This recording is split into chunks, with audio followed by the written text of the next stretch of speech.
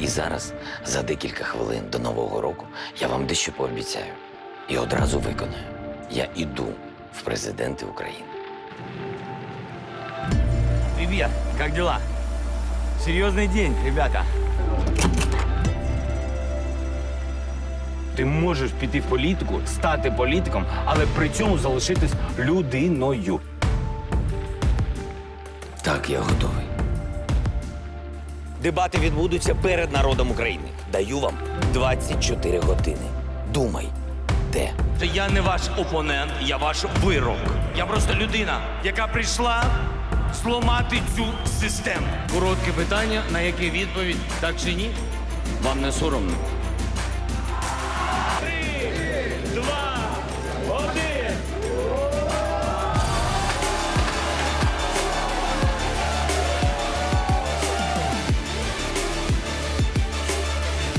Це не моя. Це наша спільна перемога. Кожен з нас президент. Кожен з нас українець.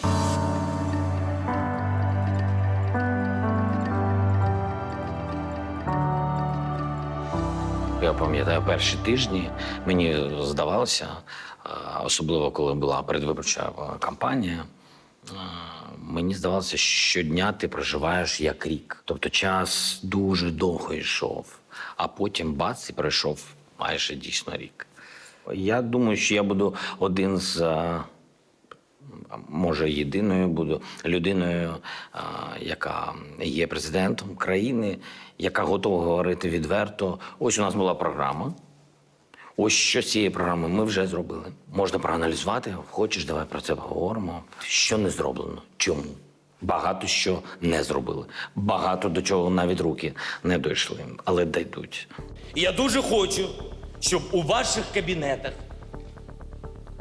не було моїх зображень.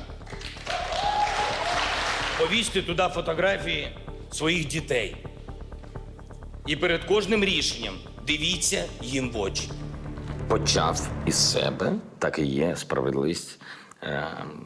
Другий пункт моєї програми. І 30 років ніхто не хотів приймати закон про імпічмент. І я почав з себе. Ми внесли цей законопроект від президента України в Верховну Раду і проголосували. Далі був закон, згідно нашої програми, ми знімемо депутатську недоторканність. Теж було велике обурення навіть у новій Верховній Раді. Ну, слава Богу, у нас є монобільшість, і слава Богу, нам вдалося. Ми зняли депутатську недоторканність. Я дуже радий, що ці пункти програми були виконані. Це парламент, а не маліна, де можна 5 років ховатись під куполом. Просто зробіть те, що ви обіцяли довгі роки людям, простим українцям.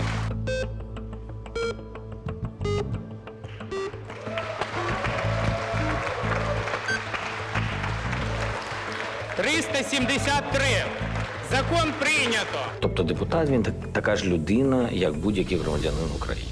І у нього такі самі повинні бути права. Верховна Рада ухвалила новий виборчий кодекс. Основний здобуток – це відкриті списки кандидатів у депутати під час парламентських та міських виборів. Верховна Рада сьогодні підтримала законопроект, який передбачає драконівські штрафи за кнопкодавство. Руками, ногами чи сторонніми предметами голосувати за сусіда у Верховній Раді від сьогодні стало кримінальним злочином. Дивись на результат. Не було ще в Україні Верховної Ради такої. Вона за віком молодша за будь-яке скликання Верховної Ради. Ментально вона інша. Особливо ця партія «Слуга народу». Так вони різні, їх багато. Але при цьому результат є результат. 180 законів за 8 місяців. 180 законів було прийнято в Верховній Раді України. Де є така статистика? У нас немає недоторканих, так? Немає. І це стосується і уряду. І після цих слів знов хтось з українців скаже, уряд – це уряд. У нас урядом командує прем'єр-міністр. Але я впевнений, що президент повинен за цим слідкувати. Якщо якийсь з міністрів завалив роботу, не може виконувати свої обов'язки, я як президент буду впливати, буду робити все, щоб того чи іншого міністра ми міняли на іншого. І будемо ми це робити до того моменту, поки ми не зробимо ідеальний уряд, коли кожна людина, кожен міністр знаходиться на своєму місці. Ви знаєте, за ці роки у нас було дуже багато урядів. Уряд технократів і уряд казнократів, уряд порятунку, уряд крепких хазяйственників, уряд порятунку крепких хазяйственників і таке інше. Ви знаєте, я вірю, що у нас нарешті з'явиться саме уряд для людей. Зараз у нас в країні чиновник заробляє максимум 47 тисяч гривень. А були мільйони. Це ми змінили. Це теж було складно, тому що всі зміни в Україні, майже всі у нас робляться через закон. А ти бачиш, що відбувається в Верховній Раді, коли якийсь закон пропонує «Слуга народу», чи пропонує президент, чи пропонує уряд. Тисячі правок. Тисячі правок – це щоб просто загальмувати процес. Ти не можеш просто змінити керівника державного підприємства, державного, тому що є наглядова рада. Наглядова рада обирається. Беруть якогось керівника, який просто брав хабарі всі ці 5 років. Ми хочемо його звільнити, і коли ти його звільняєш, починається конкурс. Іде конкурс. Це все зроблено не для того, щоб через конкурс обрати чесну людину, а для того, щоб людину не можна було звільнити, коли вона нічого не робить, коли вона має нести кримінальну відповідальність, коли вона бере хабарі. Конкурс оцінює знов комісія. В комісію входять знов ті люди, яких ті чи інші політичні сили колись поставили. Тобто в країні владу перезавантажити ми тільки почали. Тільки почали. Ми зверху. Президент, уряд, рада, всі ДПшки, державні підприємства, всі наглядові ради. Все потрібно перезавантажити. І тільки тоді країна може мати шанс вилізти з цієї просто прірви. Більше місяця не було вихідних. Ми ж домовлялися, що не будемо жалітися на життя. Тобто це круто, не було вихідних. Значить, що ти комусь потрібен. Значить, твоя робота потрібна для всіх людей. І для мене особисто це потрібно. Тому що, ти знаєш, якось на цій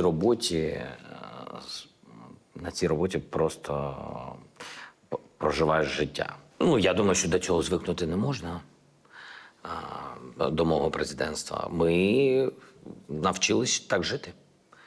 Вони розуміють, що це відповідальна сторінка не тільки мого життя. Це відповідальна і важлива сторінка в житті нашої родини. Є якийсь дискомфорт, навчитись жити, коли поруч завжди знаходиться охорона. Так, ти не можеш знайти собі час якийсь, як будь-яка людина, на самоті, коли ти хочеш сам собою побути. І це відносно, я кажу, перш за все, моїх дітей. Особливо моя донька, так, вона в тому віці, вона майже доросла, але для мене ще дитина. Для неї дуже важливо зараз, щоб вона могла іноді залишитись наодинці зі своїми думками, зі своїми мріями, зі своїми однокашниками. І це проблема, це дискомфорт. З приводу того, як до мене відноситься, наприклад, син, смішна історія. Коли я прийшов додому ввечері, я приходжу додому, мене ніхто не зустрічає, я чую тільки, як працює телевізор. Я йду по коридору квартири, відкрита двері, і там син і моя дружина, вони дивляться телевізор, і там моє звернення. Я говорю, а чого мене ніхто не зустрічає? І Кирил кричить, папа, тише, президент виступає. Якось він розділяє президент і батько. Якою, на вашу думку, є задача для країни, що втратила частину своєї території та є далеко не найбагатшою на старому континенті? Стати лідером. Так, стати лідером Східної Європи та Центральної Європи. Я пам'ятаю найголовніше, коли прийде Зеленський, долар буде по 100. Я буду, як хтось з них сказав, я буду за кордоном нерукопожатий. Значить, зі мною ніхто не буде зустрічатися, Америка з нами не буде спілкуватися. Міжнародного валютного фонду у мене не буде, тому що вони до мене дуже погано ставляться. З Світовим банком у мене не буде ніяких відносин.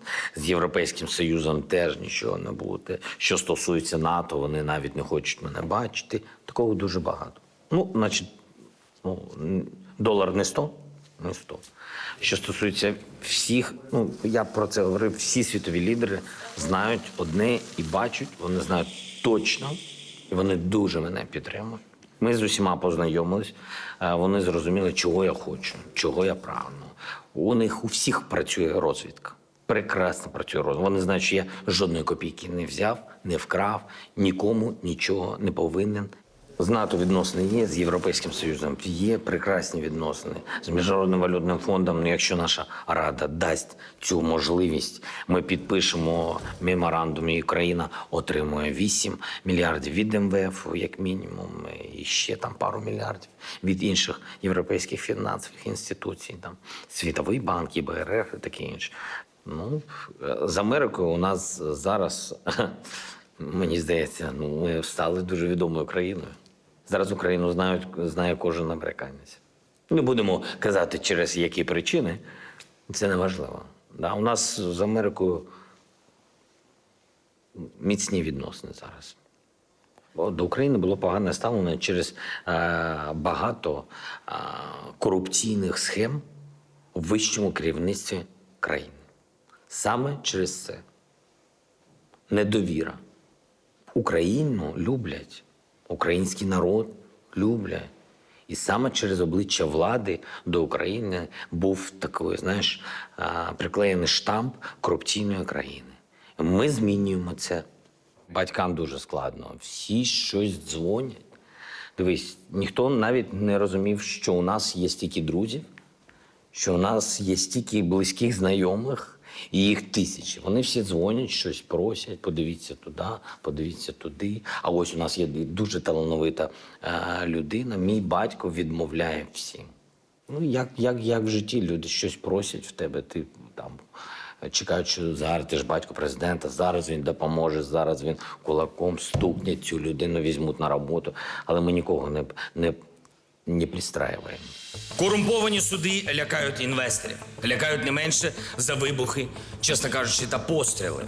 Усвідомлюючи це, ми нарешті запустили роботу Вищого антикорупційного суду.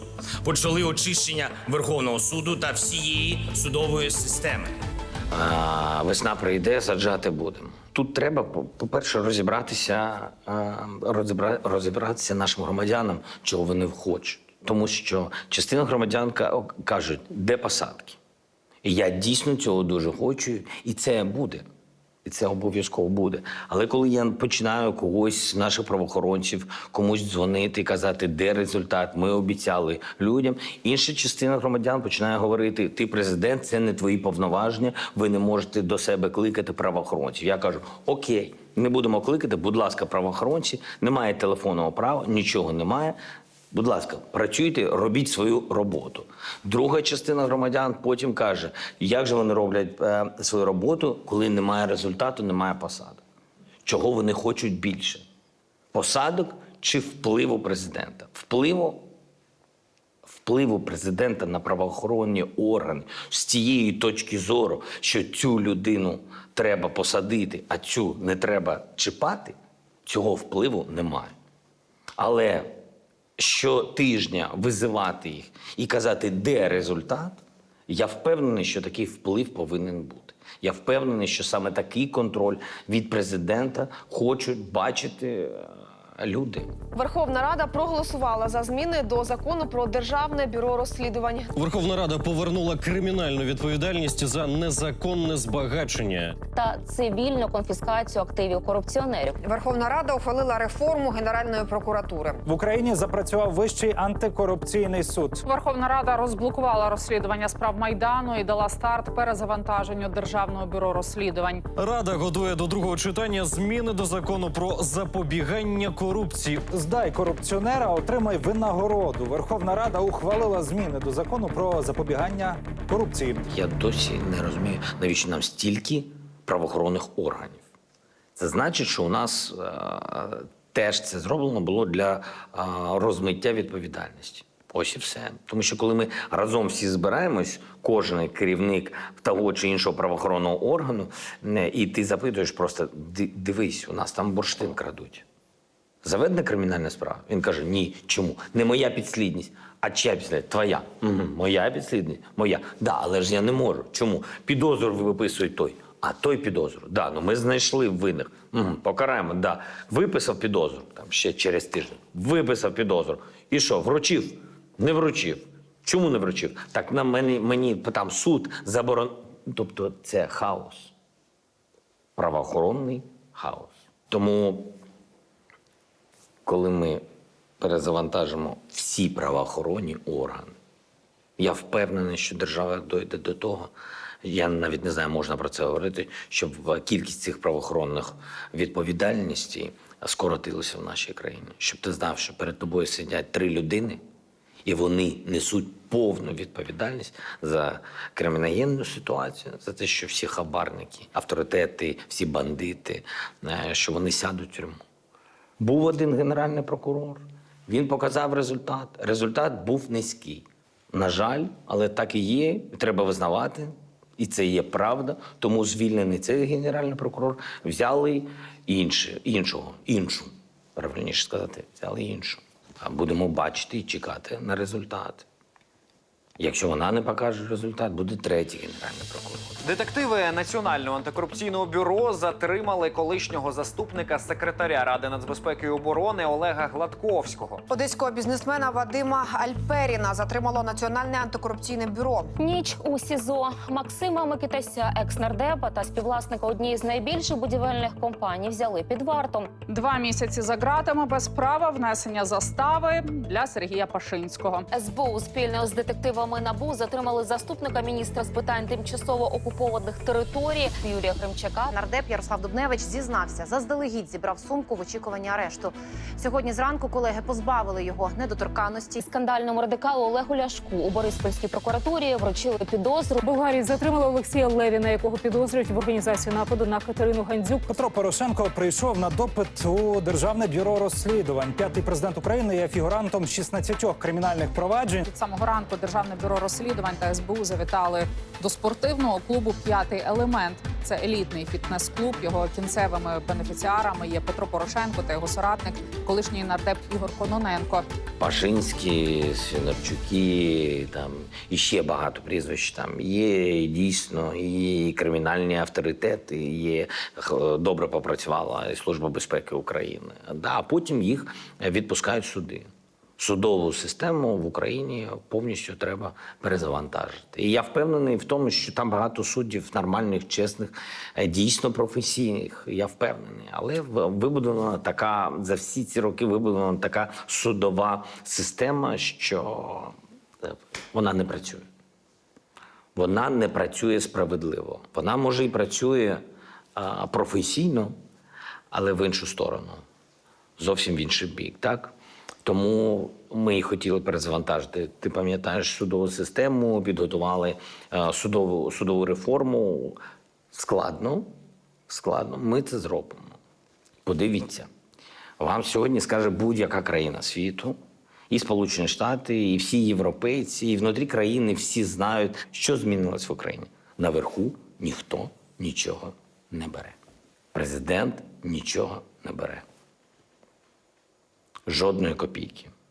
На державні установи, державні банки, я не знаю, там, на ДПшки, державні підприємства немає людей, яких я за гроші когось поставив.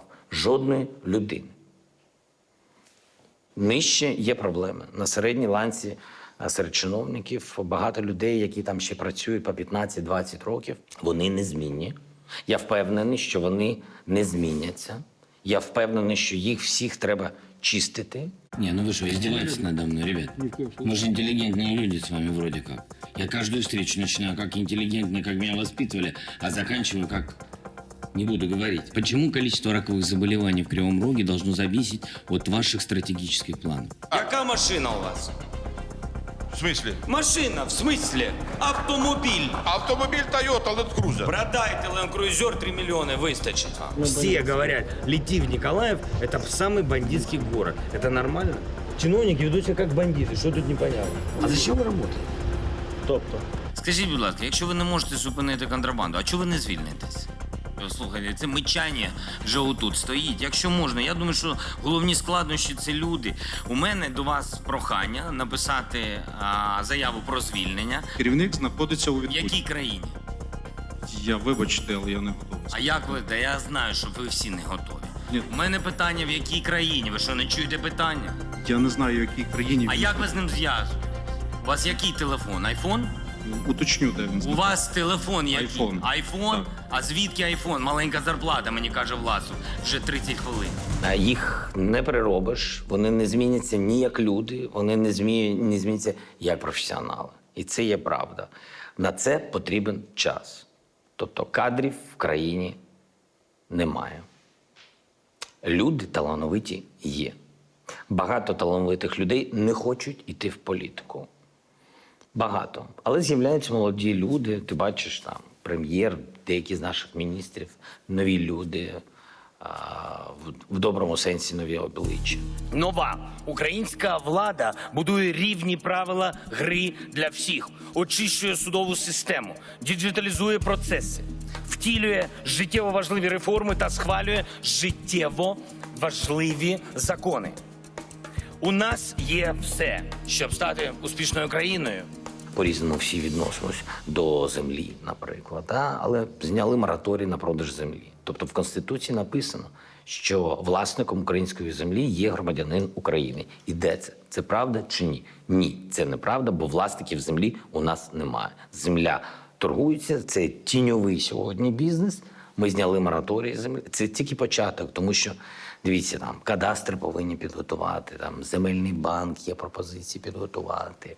Але українець вже став власником своєї землі. Це важливий початок. Лише за 2 місяці прийнято понад 40 законів, частину з яких бізнес та інші міжнародні партнери очікували роками. У жовтні парламент ухвалив, а президент підписав закон про концесію. По суті, тривалу оренду державних підприємств. В Україні запрацює державна програма кредитування малого і середнього бізнесу. Відсьогодні Нацбанк знизив облікову ставку до 10% річних. У першому варіанті депутати прийняли закон про легалізацію видобутку бурштину. Гральний бізнес у законі. Верховна Рада проголосувала за відповідний законопроект. Україна та Росія попередньо домовилися про новий контракт щодо транзиту газу. Росія готова підписати нову угоду про транзит газу до Європи через Україну. Вже наступного дня після заклику президента на автозаправках зменшилася ціна на пальне. Пальне на українських заправках за тиждень здешевшало на 1,5–2 гривні. Скандально спиртову галузь приватизують. Заводи з вироблення спирту вже готують до продажу, а держава планує отримати від цього майже 3 мільярди гривень. Отже, масштабна приватизація вже цього року. Понад 5000 державних об'єктів планує продати держава.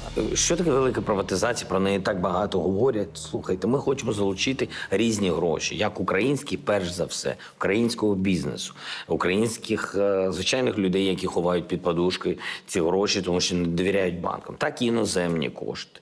Коли ми говоримо про велику приватизацію, ми хочемо, щоб люди вклали свої гроші в Україну, в українські підприємства. Коли ми говоримо про велику приватизацію, це мається на увазі велика, дійсно, кількість вбитих об'єктів. Ми не говоримо про стратегічні об'єкти, вони залишаться державними об'єктами. Україна піднялася на 7 позицій у рейтингу Doing Business. Міжнародні агенції підвищили наш кредитний рейтинг та змінили прогноз на стабільний і позитивний. Я особисто обіцяю персональний захист кожному інвестору.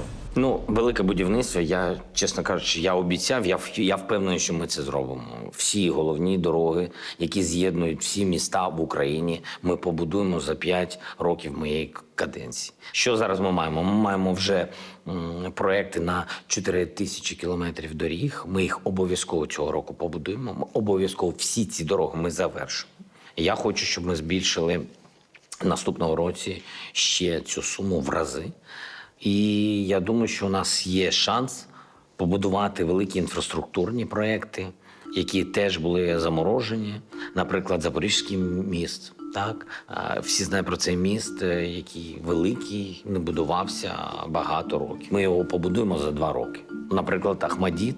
Скільки ми про це чули, ніхто цього не бачив. Не хочу хвалитися, але це є правда. Ми добудували Ахмадіт. Вже закінчили. 1 червня ця лікарня буде відкрита повністю. Велике будівництво дійсно буде великим будівництвом. І дійсно в Україні всі побачать цей результат. Пам'ятаєш, як дорога Маріуполь-Запоріжжя? Так, за 3 місяці ми її побудували.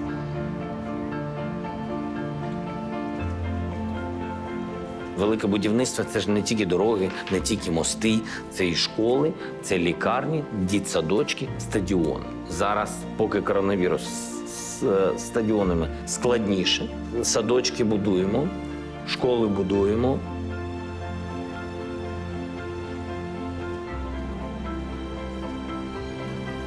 220 лікарень, як ми і пообіцяли, упродовж цього року приймальних відділень. 220 сучасних, нових приймальних відділень буде побудовано цього року.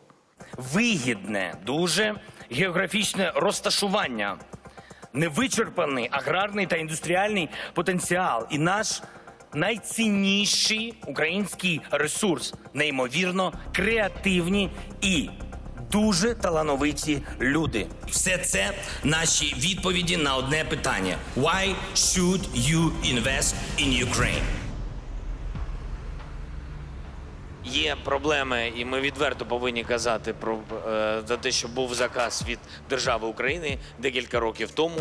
Потім заказ було зупинено. Перш за все, ми повинні зосередитись, мені здається, саме на національному виробнику, саме на української промисловості. І я хотів би, щоб ми зараз просто сказали, що ми дійсно замовимо 3 дізеля і 100. Не до 100, а конкретно, щоб ми сказали 100.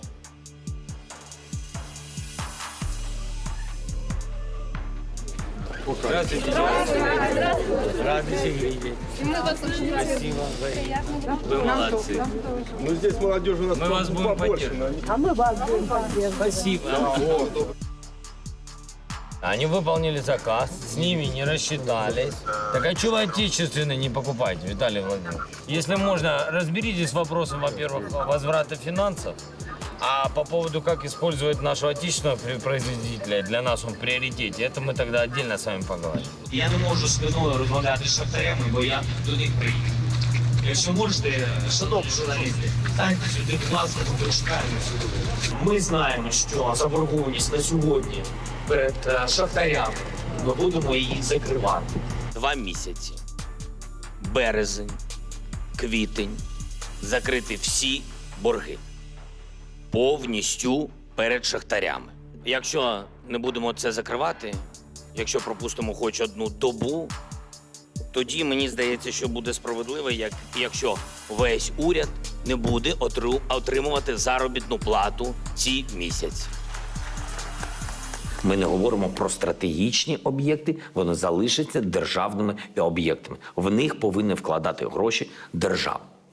Наприклад, що робити з Антоновим? Тобто люди повинні знати. Антонов – велике підприємство, велика кількість робочих місць. Жодного літака не побудовано за останні роки. Я не розумію, чому на внутрішніх рейсах не літають наші літаки. Де наші ани? Ми з ними домовились, зараз ми розробляємо програму, і ми це зробимо. Перше, ми повинні зробити державну авіакомпанію. Це моя мрія. Мрія зробити державну, сучасну авіакомпанію на рівні Turkish Airlines там, чи сінгапурських авіаліній на високому рівні. Держава готова виділити на це гроші. Саме для того, щоб ми побудували національного державного авіаперевізника. Ми побудуємо і державну авіакомпанію, і зробимо замовлення нашому державному Антонову, і залучимо багато робочих місць через це. Я став менш довірливим, я став більш жорсткішим. Чому така робота? Такі люди. Ти починаєш розмовляти з людиною, віриш, що вона прийшла з гарним проєктом для держави, а дуже багато людей, які крутяться в політиці, вони працюють тільки на себе. Тільки на себе. Їх задача дуже проста. Нестабільність в країні дає можливість деяким групам фінансовим заробляти тут величезні кошти, якщо ми можемо в цілому говорити, що це заробляти. Так? І всі ці кошти вони витрачають не в Україні, тому що вони не люблять Україну і не люблять цей народ. Я впевнений, що я витратив час на багатьох людей, будучи з ними дуже ліберальним. Знаєш, знаходити підхід в оточенні, зовні, з деякими чиновниками. Да. Я впевнений, що я витратив на них свій час. Нема про що говорити. Вони незмінні. Тобто я жалію, що одразу не став більш жорсткішим. Права в смартфоні. У столиці презентували мобільний додаток «Дія». Україна стала першою державою, де цифрове посвідчення прирівняли до паперового чи пластикового аналога. З'явилось окремо навіть міністерство. І зараз, модно казати, діджиталізацію всієї країни. У нас з'явилось дуже багато нового. І ми дійсно, я вам скажу, найближчими тижнями увійдемо в трійку найсучасніших країн в цьому напрямку. Це правда. Тобто з'явилось у нас «Дія», у нас є вже електронний паспорт. Права є техпаспорт, є студентський. А буде потім все. Окрім електронного підпису, буде вся твоя нерухомість, весь твій бізнес, все це буде. Все, що може бути, буде. Там десь нових біля 8 нових цих електронних документів готується. Одна з головних задач ми її стали – вибори наступного президента повинні бути електронними. Мати таку можливість, так, і електронного вибору. Як в деяких вже країнах це існує. В Естонії, наприклад, вони і так обирають, і в електронному виді обирають. Ми вас вітаємо. Ми дуже поважаємо вашу професію. І так сталося. У мене, наприклад, в сім'ї обидві бабусі, вони вчителі були. Предмети називи. Так, українська мова, українська література одна. А інша була русський язик, русська література.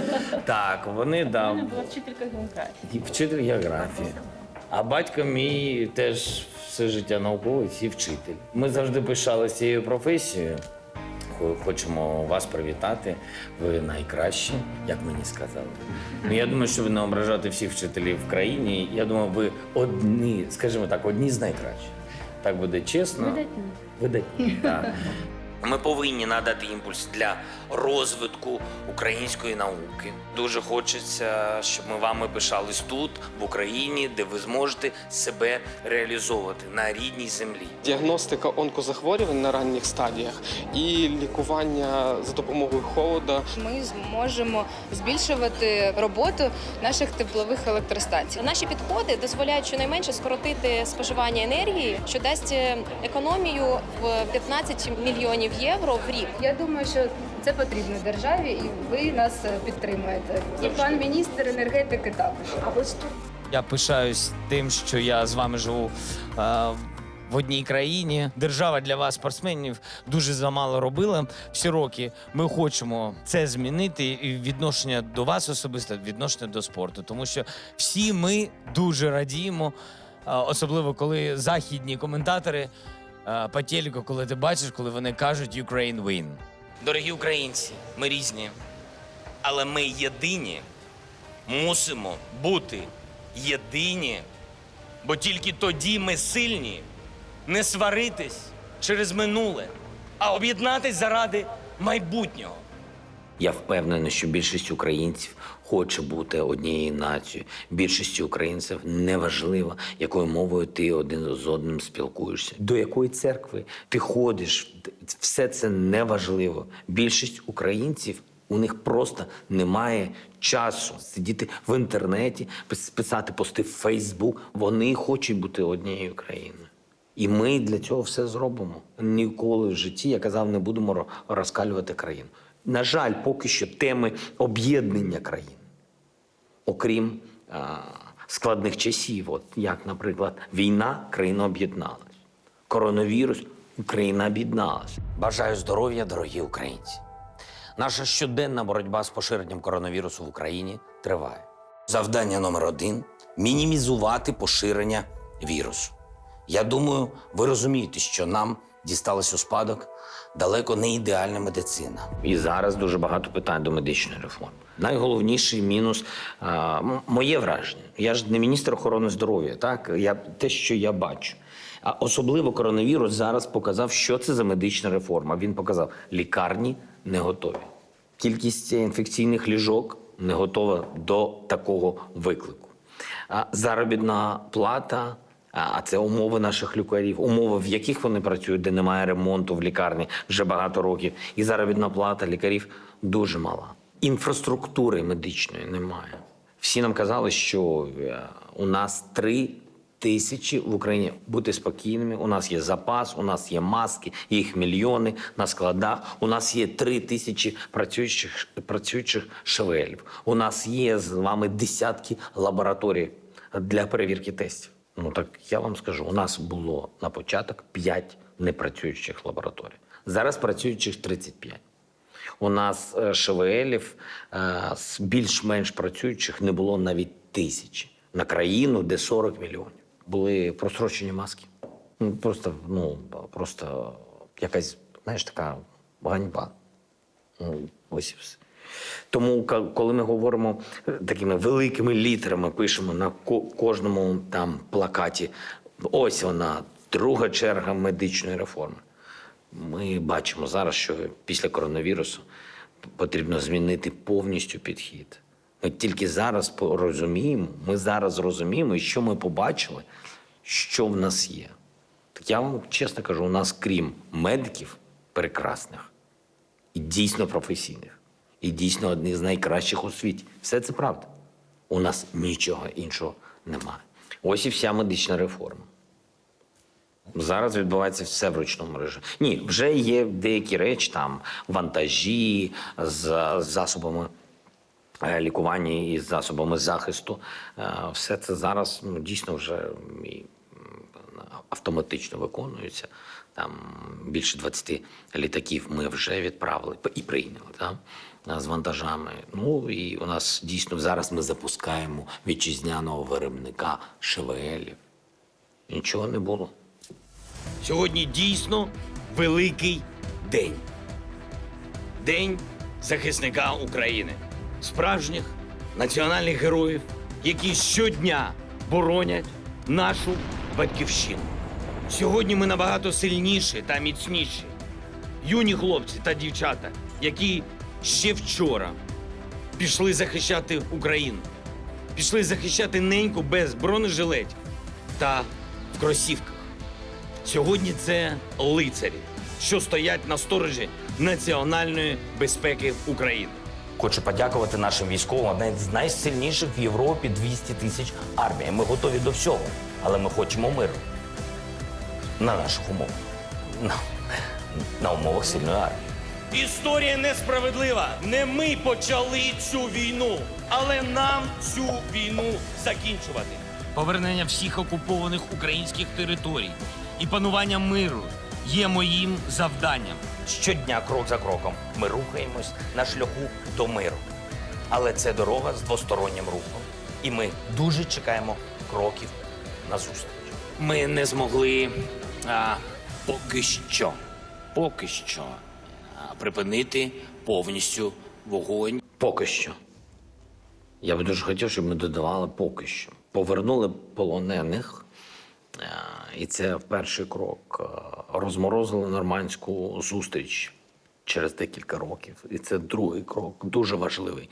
Тому що якщо немає майданчика, на якому можна домовитись про закінчення війни, то ти ніяк її не закінчиш. Я Впевнений в тому, що за мою каденцію ми закінчимо цю війну.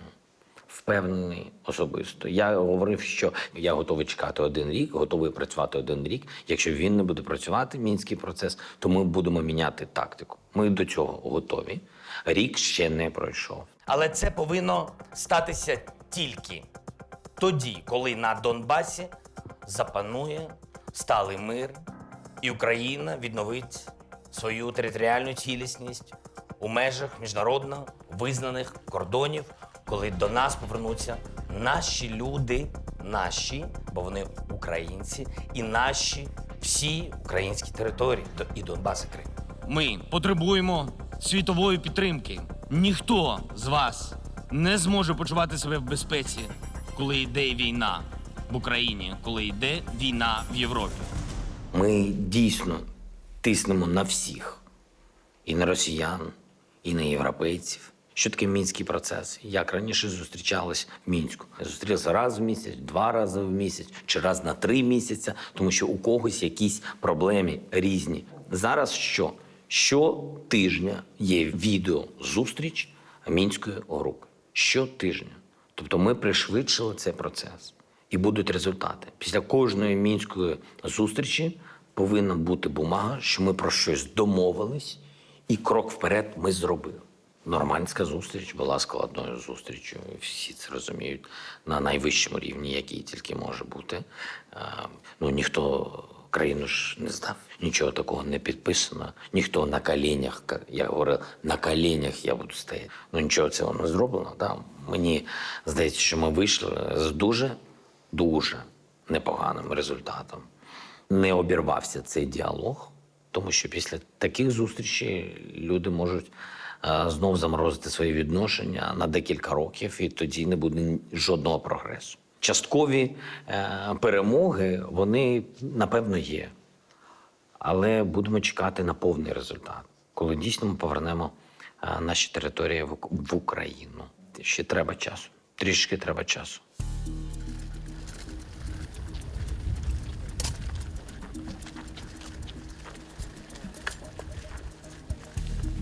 Мы хотим построить этот мост. Потому что для меня вы такой же украинец, такой же украинский человек, как вы, как я, мы одинаковые. Пусть они мне дадут строить. Можно мне дать? Конечно. Мы через 8 дней начнем строительство моста. И быстро его построим.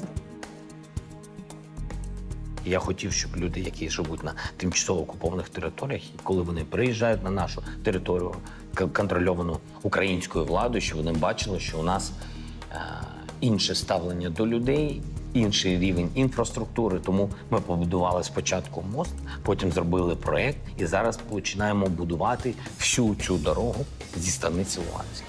Я казав, я не розумію, для чого ми будуємо дороги, для чого ми будуємо економіку, для кого ми повертаємо наші території.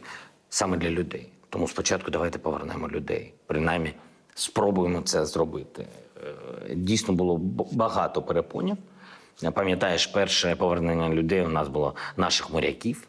Другий план був повернути наших політв'язнів, які сиділи багато років і без шансів. Всі казали, без шансів. Всі були проти моїх прямих перемовин з президентом Російської Федерації про повернення моряків. Всі чекали вироку суду. Пам'ятаєш, був вирок суду, але моряків нам ніхто не віддавав.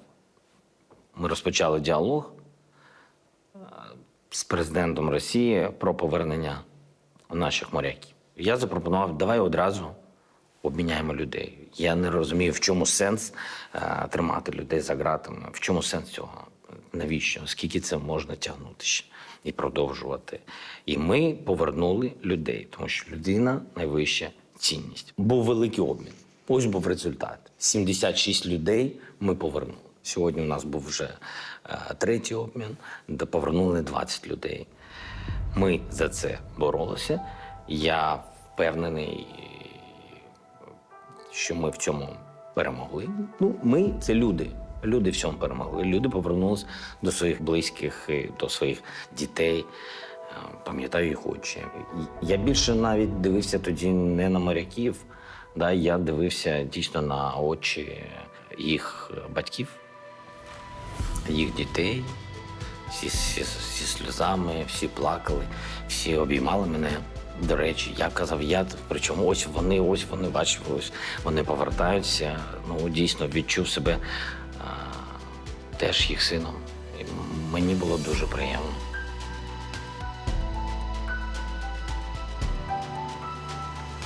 Я сказав, я так вважаю. І зі мною можуть не погодитись багато хто, багато з українців. Але я впевнений в тому, що я правий. За одного нашого військового я би віддав 50-100 беркутівців. Для мене цінніше повертати наших героїв. А для мене вони всі герої, які захищали Україну і захищають Україну.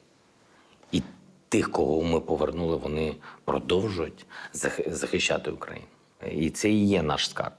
Ми повертаємо всіх українців, як то полонені, які знаходяться на тимчасово окупованих територіях, ДНР, ЛНР, в тюрмах, яких катують. Так і, вибач, будь ласка, за таке. Але після трагедії з Ірану ми повертали тих українців, повертали людей, які загиблі. Ми їх теж повертали, щоб з ними могли по-людськи попрощатися їх батьки.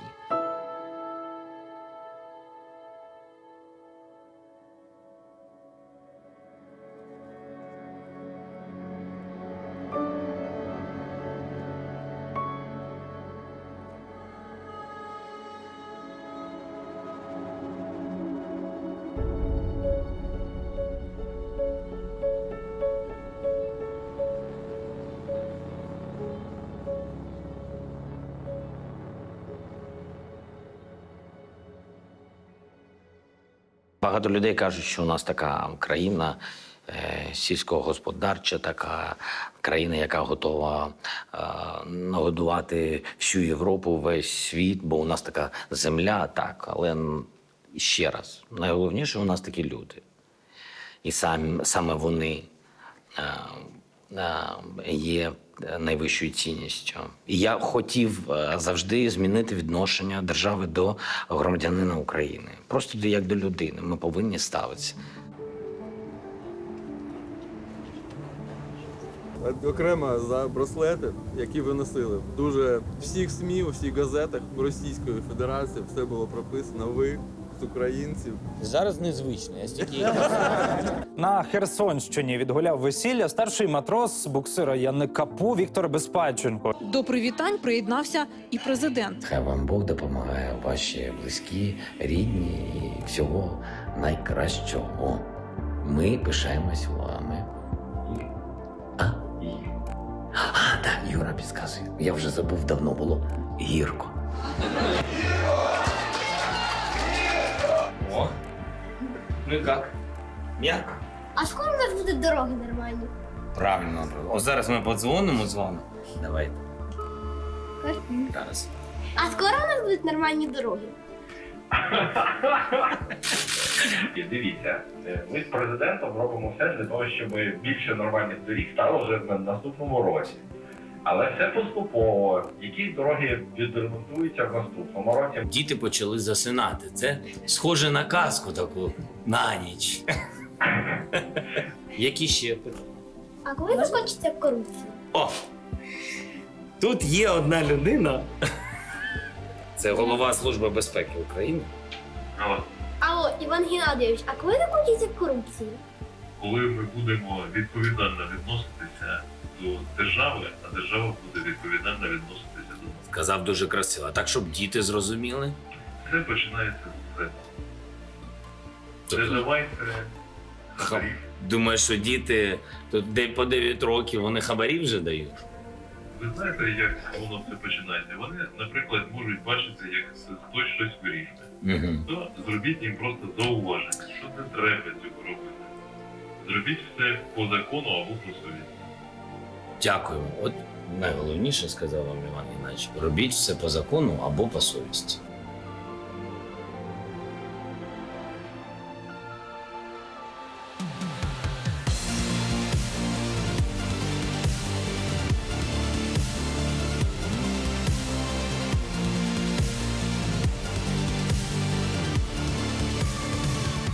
А є така можливість повернутися на рік назад? Чи змінив би я щось? Ні. Ні. Я впевнений, що був правильний вибір. Я хотів допомогти країні. Ми знали, що у нас війна на Донбасі, але ми не знали, що нас чекає світова економічна криза, коронавірус, іранська трагедія і багато чого. Щодня є виклики. І тому, коли ти готуєш програму, наприклад, нашу передвиборчу програму, коли ми всією командою, ось ми хочемо, 1, 2, 3, 4, 5, 6, 7, і скільки у нас на це є? У нас на це є 5 років. Да ми за 1 рік це зробимо. Зараз ти бачиш, що є умови, до яких ти не готовий, чи ти не готувався.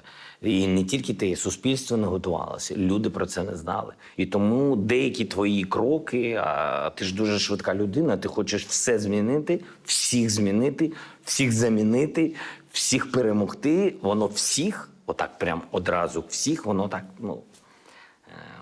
не одразу виходить. Так?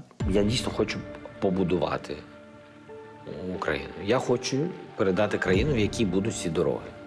Я думаю, що ми зможемо за ці 4 роки повністю перезавантажити Україну. І я думаю, ми побачимо сучасну країну, цифрову. Впевнений, що ми закінчимо війну. Впевнений.